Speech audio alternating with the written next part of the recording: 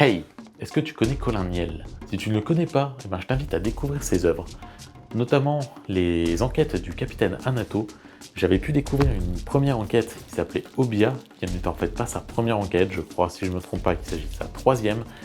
J'avais adoré le livre alors j'en attendais pas grand chose, et donc je me suis décidé à lire les autres livres du bonhomme, et notamment le premier qui s'appelle Les hamacs de carton et qui est sorti en 2012.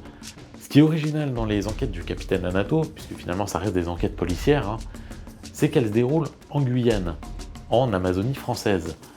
C'est pas courant, le capitaine Hanato est lui-même guyanais, il est de la tribu Njuka, et donc ça va apporter quelque chose de vraiment très différent, un univers différent, quelque chose qui est un peu teinté de sorcellerie, qui est un peu teinté de mystique, même si tout le tout reste très réaliste, très, très crédible. Ici, il s'agit de sa première enquête, il vient d'arriver sur place et il va découvrir une mère et ses deux enfants morts intoxiqués au monoxyde de carbone. Mais il y a des choses qui paraissent étranges dans cette mort et il va se mettre à enquêter et découvrir finalement d'autres morts. Comparé à Obia, la troisième enquête que j'ai lue, il était logique qu'Obia soit plus abouti, forcément, puisqu'il se déroule après et que l'auteur a eu le temps de prendre ses marques. Mais les hamacs de carton, ça montre déjà de bons débuts, avec un style qui est fluide, avec une histoire qui est claire. On va avoir des chapitres qui vont être consacrés à Nato, d'autres chapitres qui vont être consacrés à d'autres personnages. On devine en fait assez rapidement qui est le coupable, mais ça n'empêche pas qu'on va suivre cette enquête sans déplaisir.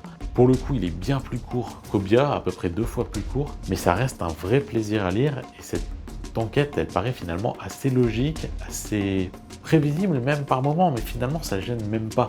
Cette fois-ci, c'est une enquête dans laquelle on va se plonger et qui va donner envie de lire les autres enquêtes du capitaine Hanato. Bref, Les hamacs de carton, c'est un livre que j'ai aimé, que je vous conseille vraiment pour entrer dans l'univers de Colin Niel, qui a écrit d'autres choses intéressantes.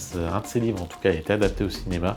Je vous conseille donc de lire Les hamacs de carton. Si vous avez déjà lu des livres de Colin Niel, n'hésitez pas à m'en parler pour qu'on puisse en discuter. Et je vous souhaite une bonne journée à toutes et à tous.